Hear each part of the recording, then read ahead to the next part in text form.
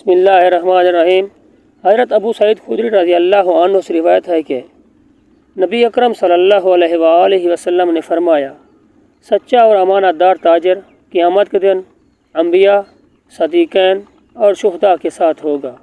جامع ترمذی، حدیث نمبر 1209۔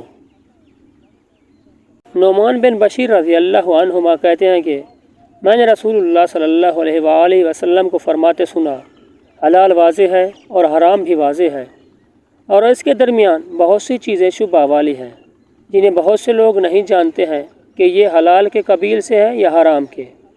تو جس نے اپنے دین کو پاک کرنے اور اپنی عزت بچانے کے لیے انہیں چھوڑے رکھا تو وہ مامون رہا، اور جو ان میں سے کسی میں پڑ گیا یعنی انہیں اختیار کر لیا تو قریب ہے کہ وہ حرام میں مبتلا ہو جائے، جیسے وہ شخص جو سرکاری چراگاہ کے قریب اپنا جانور چرا رہا ہو، قریب ہے کہ وہ اس میں واقع ہو جائے۔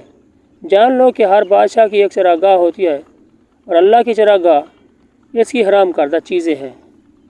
ابو زبیر نے بتایا کہ انہوں نے حضرت جابر بن عبداللہ رضی اللہ عنہما سے سنا، ان سے جنت اور جہنم میں وارد ہونے کے بارے میں سوال کیا جا رہا تھا، تو انہوں نے کہا، ہم قیامت کے دن فلاں فلاں سمت سے آئیں گے، دیکھو یعنی اس سمت سے جو لوگوں کے اوپر ہے۔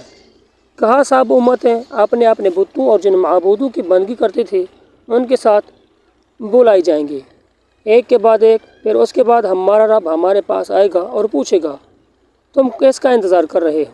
تو وہ کہیں گے، ہم اپنے رب کے منتظر ہیں۔ وہ فرمائے گا، میں تمہارا رب ہوں۔ تو سب کہیں گے، اس وقت جب ہم تمہیں دیکھ لیں۔ تو وہ ہنستا ہوا ان کے سامنے جلوہ افروز ہوگا۔ انہوں نے کہا، وہ انہیں لے کر جائے گا اور وہ اس کے پیچھے ہوں گے۔ ان میں سے ہر انسان کو، منافق ہو یا مومن، ایک نور دیا جائے گا۔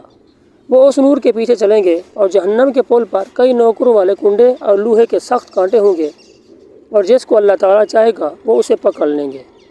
پھر منافقوں کا نور بجھا دیا جائے گا اور مومن نجات پائیں گے۔ تو سب سے پہلا گروہ جو نجات پائے گا، ان کے چہرے 14ویں کے چاند جیسے ہوں گے، وہ 70,000 ہوں گے، ان کا حساب نہیں کیا جائے گا۔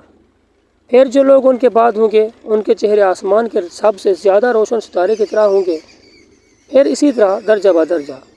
اس کے بعد پھر شفاعت کا مرحلہ آئے گا، اور شفاعت کرنے والے شفاعت کریں گے، حتیٰ کہ ہر وہ شخص جس نے لا الہ الا اللہ کہا ہوگا اور جس کے دل میں جاؤ کے وزن کے برابر بھی نیکی یعنی ایمان ہوگی، ان کو جنت کے آگے کے میدان میں ڈال دیا جائے گا، اور اہل جنت ان پر پانی چھڑکنا شروع کر دیں گے، حتیٰ کہ وہ اس طرح اگائیں گے جیسے کوئی چیز سیلاب میں اگاتی ہے، اور اس کے جسم کا جلا ہوا حصہ ختم ہو جائے گا۔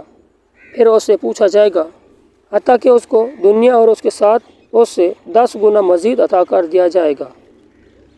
صحیح مسلم، حدیث نمبر 469۔